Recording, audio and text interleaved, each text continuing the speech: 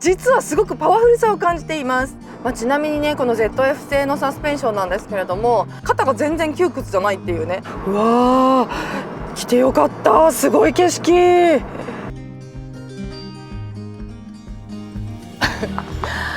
い、皆さんこんにちは。自動車ジャーナリストの今井ゆきです。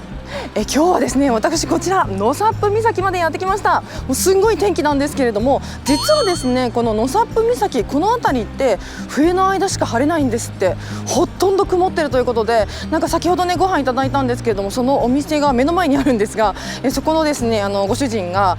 すごい天気ですねって申し上げたら、いやこれいつもの風景だからね、遠くから来た人は残念だよねっておっしゃってました。というわけでですね、この霧のノサップ岬で乗らせていただいたのはこちらでございます。スバルのレボーグの STI スポーツ R ブラックリミテッド限定使用車になります。結構ね長い旅程走らせていただきましたので、しっかりとレポートしていきたいと思います。それではチャンネル登録と高評価で応援してください。自分で施工でこの効果、シラさん50。はい、というわけで今日は私釧路空港に来ております。今回試乗するのはこちら、スバルのレボーグです。もう久しぶりの試乗になりますけれども、さらにですね 1.8 リッターの STI スポーツの R ブラックリミテッドという車になります。こちらですね STI リミテッド、STI といえば 2.4 リッターの方が有名かなとは思うんですけれども、 1.8 リッターの方も出たということで、ちょっと気になってました。やっと乗れてね嬉しいです。なんですけれども、ご覧ください。釧路空港、もう空港が降り立った時からですね真っ白でございます。今日台風の影響で、今日がですね、試乗会ずっとね開催してくださってたみたいなんですけれども、私たちのこのタームが一番ノームということで、大丈夫なのかしらと思いつつ、悪路こそですねスバルの良さっていうのが、キリッと見えてくるかなと思いますので行ってみましょう。さあ行きますよすごくないですか？真っ白、真っ白でございます。なんということだ。さあ、私めちゃくちゃ釧路久しぶりに来ました。何にも見えないし人いないすごいですね。はい、こんな天気なので、今回ですねテーマとしては、実は7月18日に新しい CM がね公開されるんですよ。でそれが、このレボーグと兄弟車である SUV 版のですねレイバック、レボーグレイバックの、新しいスタイル、ライフスタイル CM なんですけれども、レボーグレイバックって出たばっかりの頃、泥の匂いのしないスバル車とか言って私も佐渡で乗らせていただいた動画が過去に上がってるかと思うんですけれども、タンチョウズルのモニュメントがね、流れたんですけれども、でその時も散々ですねチーフエンジニアから今までスバルになかった泥の匂いのしないスバルを作りましたみたいな感じでねプレゼンを受けたんですが、やっぱりスバルって泥だなって思ったんでしょうねなんかその CM もちょっとこのマーケティング戦略を変えて、その上級都会派っていうところからもっとアクティブとか SUV っていうところまで広げたっていうのが、今回の、そのレボーグレイバックの方の CM 戦略なんですって。でそれを記念して私たちも実はこの釧路に呼んでいただいて、その CM で使ったね絶景を巡る旅って言ってね、この釧路に呼んでいただいて、で抽選で私はレイバック外れて、このレボーグ当たったんですけど、もう結果オーライです。私レボーグのこの 1.8 リッターの STI スポーツ乗りたかったので、めちゃめちゃ久しぶりですし、もうめちゃめちゃ嬉しいです。またですねマイスバルっていうアプリがあって、これがですね30万人超える人が使ってるっていうね、スバルユーザーの、需要がギュッと詰まったアプリなので、ここのですねお知らせみたいなところに、ニュースルームみたいなところにですね、もしかしたら私の YouTube も貼っていただけるかもしれないので、こちらで、見ていただけると CM も見れるし、それからまたですね他の方が上げているこの今回の試乗会の動画なんていうのもまとまってるのかなっていうふうにも思うので、ぜひご覧いただきたいと思います。それにしてもやっぱりね、そういうそのコミュニティの作り方、スバルは上手ですよね。お客様をちゃんと育ててるというか、ちゃんとこうファンをね作ってるって感じもして、さすがスバルといったような気もします。さてですね、釧路空港を出たらすぐに道東自動車道に入っていきます。相変わらず真っ白なんですけれども、道がまっすぐで空いてて、それからもうなんといってもめちゃくちゃ涼しい、もう寒いぐらい。今21度ね、東京がもう猛暑にあえぐ中、これはちょっとありがたいを通り越して服間違えた感がすごい満載なんですが、いやーすごいですね。やっぱ日本は広いなと思います。さあ、しばらく走ってきまして、今厚岸っていうところまで来ました。この辺はもうこっち側が海なんですよ。真っ白で見えないんですけど海なんですよ。なんか厚岸湾っていう湾があって、それに面している町なんですけれども、わあ見えた一瞬見えましたけど、見えますか？見えないか。真っ白真っ白なんですけれども、ずっとですねこの雄大な景色が続いていて、あとねやっぱりねその北海道って地名が独特じゃないですか。このね独特の地名感がまたねこう旅情をかきたてるというか、毎回本当にこの当て字がクールだなっていう風に思ってしまうんですよね。もともとにあったアイヌ語に漢字を当てたところが多いと思うんですけど、すごいこの字考えた人すごいなっていつも思いながらね、そもそもの言語の美しさみたいなことをすごく感じます。さあというわけでですね、ちょっと交通の方も落ち着いてきましたので、車のお話をしていこうかなと思います。もうこんな天気なので車の話ぐらいしかすることがなくなってしまったんですけれども、はい、まずこのレボーグでございます。で、一番最上級には 2.4 リッターのねエンジンも用意されているんですけれども、1.8 リッターかなりね現実的なチョイスだと思います。私が乗らせていただいているのも 1.8 リッターということで、もちろん水平対向のエンジンです。この STI スポーツということで、実質ですねその 2.5 リッターから考えるとダウンサイジングはされているんですけれども、今この北海道で、一般的なね道路を走っている分にはものすごい実質ですね、実はすごくパワフルさを感じています。北海道ってね結構真っ平らで、そんなに起伏がないっていうのもありますので、その代わりにねやっぱ港町もあるし、やっぱりこうね寒冷地っていうこともありまして、道はものすごい荒れているんですけれども、そんなに起伏がないんですよね。こう長野とかねああいうこう群馬とかね辺の山間地に比べると意外とフラットっていうこともあって、坂道をさっきからめちゃくちゃその夕張の峠とか置いといてですよ、この海沿いの道をずっと走ってる分には今ちょっと勾配かなとは思いますけれども、すごいパワフルです。特にその釧路の空港から出てきてここまで走ってる間にはそんなに起伏がないので、1.8 リッターで十分ですし、とにかくむしろこのトルキーさというかねパワフルさっていうのをすごく感じて走っています。でこの 1.8 リッターのエンジン、当時ね新開発のエンジンでしたよね。この時代にレボーグ発売されてからしばらく経ちましたけれども、1.8 リッターのエンジンを新開発されたということと、またですねこのリニアトロニック、ね、CVT とのマッチングをやっぱりね見直したということもありまして、発売当時からレボーグってすごく質感の高い車だなと思ってたんですけれども、やっぱりその間に新しいフォレスターも出ましたし、どんどん新しい車が出てくるじゃないですか。でレイバックもできましたし、ちょっともしかしたら色あせて見えるかなレボーグがと思ってたんですけれども、全然色あせないですね。すごく新鮮にこのトルキーな感じと、それから踏んだ時の滑らかさであるとか、このトルクの盛り上がりの良さっていうのをすごく恩恵として感じてます。はい、今ですね坂道発進のような状況になりましたけれども、この時もですね少し私がアクセルの動力をはっと思わず緩めてしまうぐらい、しっかりとね初期の方から歯科注意だって地面に歯科注意って書いてあった。今ほらまた出てきますよ。ちょっと地面見えますか？歯科注意、この辺めっちゃ出てくるんでしょうね。いやー鹿出てきたらね、私某知り合いが某レーシングドライバーが実はですね鹿とヒットしたことがあるという経験を持っているレアなレーシングドライバーがいるんですけれども、もちろんねしかるべき対処をしたということだったんですけれども、本当に全損したって言ってましたからね、車一般道でね。いやこの辺のね人たちとの動物の共存っていうのはやっぱりすごいなと思います。ちなみに私もこの前ですね、まさにそうフォレスターで車中泊してきた時に夜にですね鹿がすごいいるエリアに車中泊をしまして、鹿だらけでね本当に命の危険を感じましたけれども、いやー本当にね、しかもだってごめんなさいしかも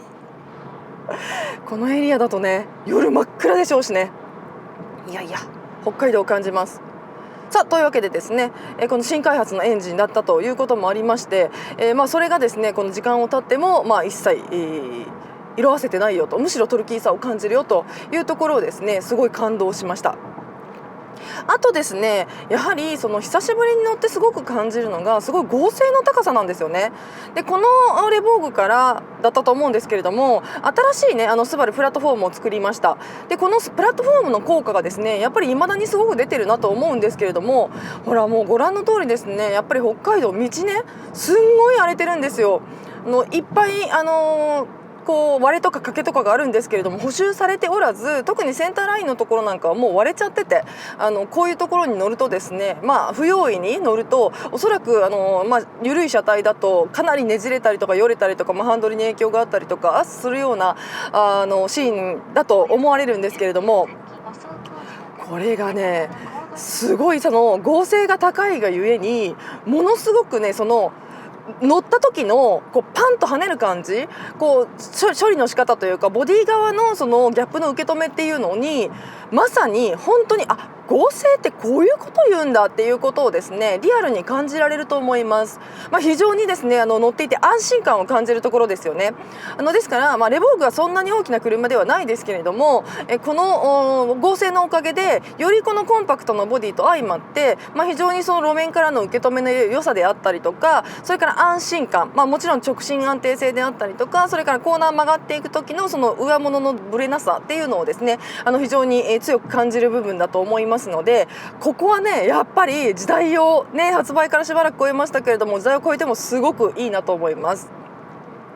さらに今回 STI スポーツということで、これね特別使用車、限定車ではあるんですけれどもブラックエディションということで、例えば、ご覧の通りですね、このシートがレカロンになっていたりとか、あとSTI のエンブレムがいろんなところに入っていたりとか、あと空力パーツがついていたりとかということでですね、STI ならではの、コスメももちろんついてるんですけれども、この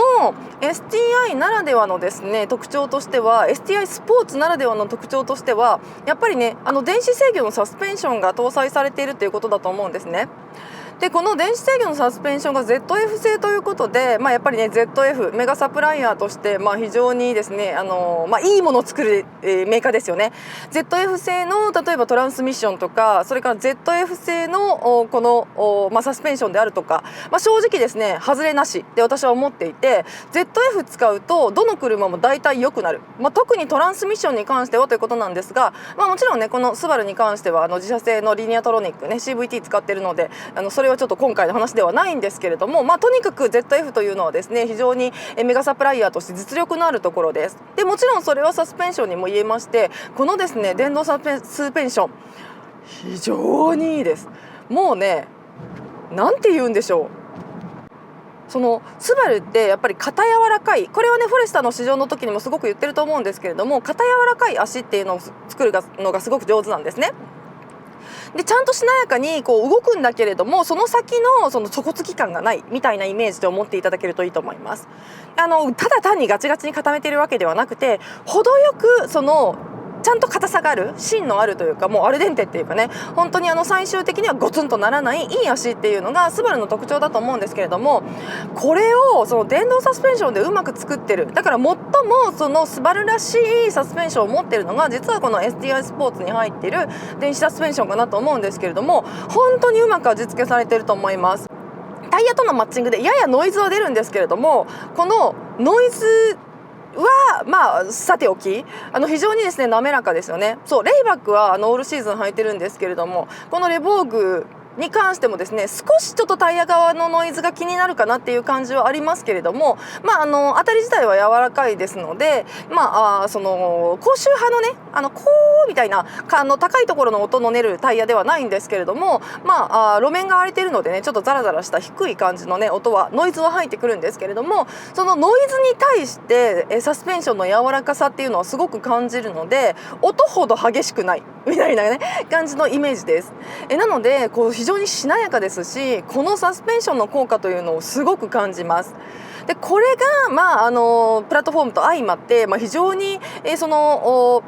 スポーツ STI スポーツという名前を聞く以上に本当にしなやかな足を構えているなというような感じがするんですね。だからこれだけ荒れた道を走っていてもそのゴツゴツ感っていうのを感じないで、しなやかに走れているなというところと、そのハンドルのね入っていく時の滑らかさっていうのをすごく感じます。ちなみにねこの ZF 製のサスペンションなんですけれども、BMW とかそれからメルセデスなんていうですね高級欧州メーカープレミアム勢もですね使っているようなサスペンションなので、この値段の車、この価格帯の車にこれが入ってるってやっぱすごい企業努力というか、スバルって全体的にやっぱすごいお得感ありますよね。フォレスターはね少し高くなりましたけれども、それでもやっぱりその競合を見渡すと戦略的というか、よくこの価格でこんないいものを出すなっていうのはすごく感じる部分で、さらにですねこのレボーグになってくると、車体が小さい分ねさらにお買い得になってくるじゃないですか。これで4駆でねこれで4駆でさらにそのサスペンション ZF でですよ、その STI スポーツ入っててですよ、ここまでのコスメついてて、燃費がちょっといまいちっていう以外はもう完璧にいい車ですよ。本当に質感が高いです。高そうな足っていうのをちゃんとね感じることができるんですよね。そのロードホールディング性ももちろんいいですし、そのサスペンションのアクロのいなしっていうのはもちろんのこと、直進走ってても直進安定性がいいんですよ。でこれは北海道で走ってると本当まっすぐな道が多いのでハンドルの座りっていうのがすごく気になるんですが、特にね路面がボコボコなので結構ハンドル捉えていくでしょ。こういうところでちゃんとサスペンション側でそのギャップの方のいなしをしてくれるので、ハンドルがすごく座ってる感じがするんですよ。でもちろん私個人的にこのスバルのハンドルのこのちょっと重厚感というかね、ある人にとっては重いと取られるかもしれないんですけれども、この重厚感がものすごく合っててめちゃくちゃ好ましいです。これはだから北海道でもたくさんねスバルの車ってよく私雪道で走らせていただいているので、そのアクロ走行というか雪道走行性能の素晴らしさっていうのをすごく実感してるんですけど、これがやっぱりアクロにとってアクロに行った時にこの座りが効いてくると思いますし、実際そうですし、しかも夏乗っててもすごくねすっきりしてるっていうのがやっぱりね質感として高級感っていうところにもつながってるので、わあいい車だなって思いながら運転できるっていうねメリットはあると思います。だからねハンドルがあんまりぶれないので、こうやって今ねちょっと前が工事しているので、はいちょっとね車線変更しましたけれども、こういう時にもですねナチュラルにスッと車線変更ができていきますし、その余計なハンドルのね追い操作というかね継ぎ足しの操作がいらないので、すっきりとそのままその車体なりにというかね素直に運転していくことができるっていうのも、ドライバーにとってのリニアリティかなとも思います。なんかねただね1個気になるとしたら、これね 177PS で300ニュートンメーターっていうね結構しっかりしたトルクが出るエンジンなんですよね。でしかも1600回転あたりからですね最高のトルクが出てくるというですね結構生活エンジンとしていい1.8 リッターの直噴ターボなんですけれども、この直噴ターボのエンジンのサウンドが1500回転超えるぐらいから割とバッと入ってくるので、昔みたいなね水平対向エンジンサウンドみたいな感じではなくて、少しその音は気になってくるエリアがあるかなぐらいですかね。特に坂道のところでうんと踏み込んで行ったりすると車内に音が2000回転前後ぐらいかな入ってくるので、それはそのトランスミッションというかCVT の制御のところで少し気になってくるかなっていう感じはします。ただいわゆるその CVT 音みたいなのも全くないので、本当に全くないので、もう CVT を本当に我が物にしてきたなスバルさんっていう感じはすごくします。なので、よくできたデュアルクラッチぐらいの感じで乗っていただけるとCVT を忘れてしまうっていうね良さはすごくありますよね。で燃費悪いと言いながらですよもうねフォレスターが出てきてしまったのでねストロングハイブリッドが出てきてしまったので、ちょっとね燃費の面では一歩上行く車が出てきてしまいましたけれども、今ずっと高速道路を走ってて、今アベレージがですねなんと 15.8 キロリッター出ております。なのでそんなにねめちゃめちゃ劣悪というわけではないですよね。フルタイム4駆でこの数値であれば割と許容できるというか、いいんじゃん安心分じゃんっていうふうにも思いますので、住んでるエリアにもよると思いますけれども、やっぱりねこういうほぼ信号がなくてストップ&ゴーがないエリアで車によく乗られる方っていうのはあんまりめちゃめちゃ燃費悪いよっていうのを感じないかもしれません。当チャンネルでもね結構うちの車、うちスバル車ですけど燃費悪くないよって、私は絶対スバルの車に乗ったら今まで燃費をね絶対言及してきたので、乗降シーンによるんですよね。だからやっぱり長野県とかみたいな坂道が多かったりとか、信号たくさんあるところだとどうしても燃費は落ちますし、回転数がねどうしても上がるようなシーンが、加減速では生まれてきますよね。なのでそうなってくると実燃費でお話しすると、正直っていうところはもちろんなくはないです。それも正直な話としてそうだと思います。ただ今日みたいに北海道みたいにもうずっと信号もないし、いい感じのですね低い回転数でもう今も1100ぐらいでたらーっと走ってますけども、この1100回転もう1000回転下手したらもう切るぐらいいくんじゃないかぐらいのところで走っていれば本当にリッター16ぐらいいっちゃいますね。これねすごく自分の足でマネジメントできる車だとも思います。そうだから、この全体的な挙動の落ち着き、走りの良さっていうところに実はですね、私このレカロシートも関係してると思ってて、このレカロシートねこの特別使用車には入ってますけれども、すごいホールド性いいんですよ。めちゃめちゃ体をしっかりホールドしてくれるのに肩が全然窮屈じゃないっていうね、さすがレカロ、すっごい快適ですこれ。しかもちょっとセミバケになっているので、このちょうどなんていうんですね、脇の下のところを綺麗にキュッと押さえてくれてるっていうのもあって、座りがいい、本当にスポッとはまるような感じがして、ずーっと運転してても全然辛くない。むしろちょっと腰の指圧してくれてるんじゃないかっていうぐらい体にめちゃめちゃフィットするんですよね。これはやっぱりそのスポーツシートの恩恵だと思うので、このシートが入ってる車乗ってる方っていうかね、遠くにたくさん遠方のドライブしたい方っていうのは逆にこのシートを選ぶといいかもと思いました。でフレキシブルなシート、通常のねレザーシートを選ばれる方ももしかしたらいらっしゃるかもしれないんですけれども、これも長距離ドライブには実はものすごい効果的だよっていうのはちょっとお伝えしておきたいですね。あとやっぱりこの車アイサート X ね、一番最初に入った車ですよね。2014年に初代だったかな。でその後にモデルチェンジをいたしまして、フルモデルチェンジをいたしまして2代目になって、今2代目の車ですけれども、この2代目になった時にアイサイト X が入りました。でこのアイサイト X はアイサイトにさらにですね、その順天頂衛星と高精度地図データを組み合わせて、自社がどこにいるかっていうのをさらに明確にして、でカメラ機能も充実させてセンサーも増やしたよっていうですね、高度先進安定運転技術が搭載されました車ですね。でもうやっぱりねこのナビにその順天頂衛星を使った国内メーカーってスバルが初めてだったんじゃないかなと思いますけれども、このですね精度がやっぱり非常に高いっていうところも安心だと思います。今日はですねほぼ一般道を走っているのでアイサイト使うシーンがあんまりないんですけれども、高精度実データに入っている情報と照らし合わせて、例えばその高速道路でカーブの手前で減速してくれるとか、あと料金所の手前で減速してくれるとか、そういう機能もついているので、実際にですね手放し運転、ハンズオフもできるといったような機能にはなってますけれども、ちゃんとラゲッジも広く使い勝手がいいのと落ち着きがある車ですよね、と思いました。さあ見えてきましたよ。なんと根室半島まで来ました。すごい、初めて来ました根室。もうすぐそこがね、ほら左側がねもう海なんですよ。当たり前だけども、そして右も海なんですよ。見えないけど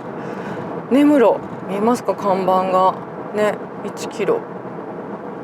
わーすごい。お、終点ですね。これが根室半島の終点。おー、だからもうすぐそこに歯舞島が見えるんですよね。この先まで行くとちょっとそこまで行ってみたいなと思うんですけど、せっかくなので。さあすごい壮大な景色になってきましたけれども、もう左側が海で、晴れていればその先に歯舞島が見えるはずぐらいのエリアになりつつありますね。うわー、うわー、本当にこの先にレストランとかあるの？ちなみに本当に行きたいレストランは今日お休みでした。チーン。なので、ちょっとすごく観光客っぽいところに行きます。せっかくここまで来たからね。もうだって野サップ岬なんて、うわー、なんもない。なんかスバルの試乗会本当にありがたいですね。毎回なんもないみたいなことを言ってる気がする。スバルの試乗会って、うわー、すごいよ。この五郎さん家みたい。うわー、哲学的な気持ちになっちゃいますね。こういうところで育ったらどうなるだろうとか、こういうところに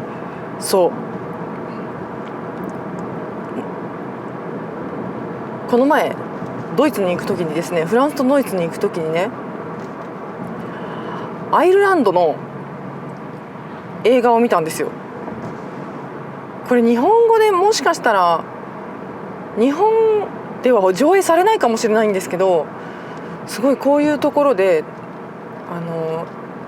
アルコール中毒と向き合っていくっていう女性の話だったんですけど、それめっちゃ思い出しました今。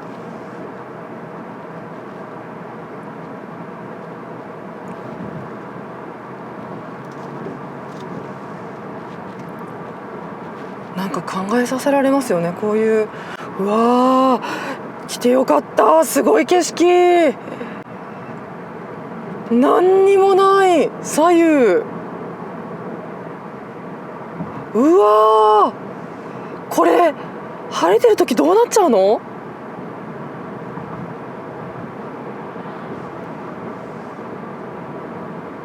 北方原生花園。うわー、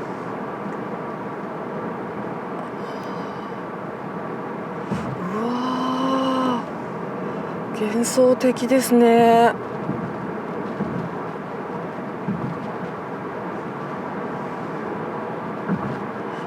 口開いてた。こ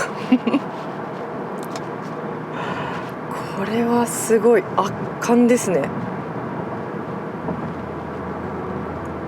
北海道ってすごいな。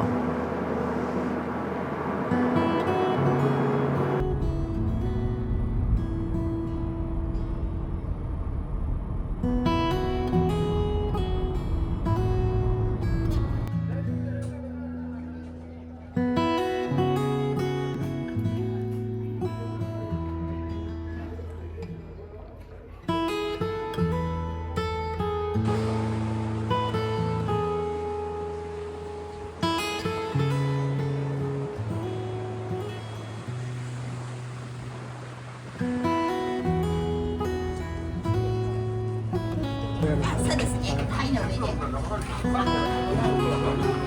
れですか？はい、これカットしないでくださいね。はーい。ち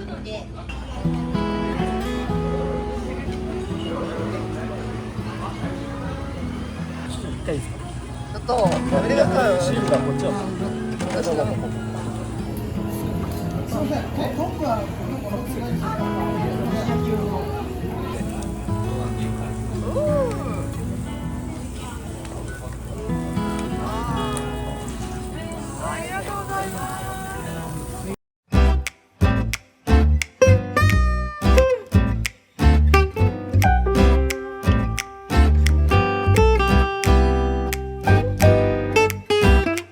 はい、というわけで今日はこちらスバルのレボーグの STI スポーツ R ブラックリミテッドで北海道を走ってきました。いかがだったでしょうか。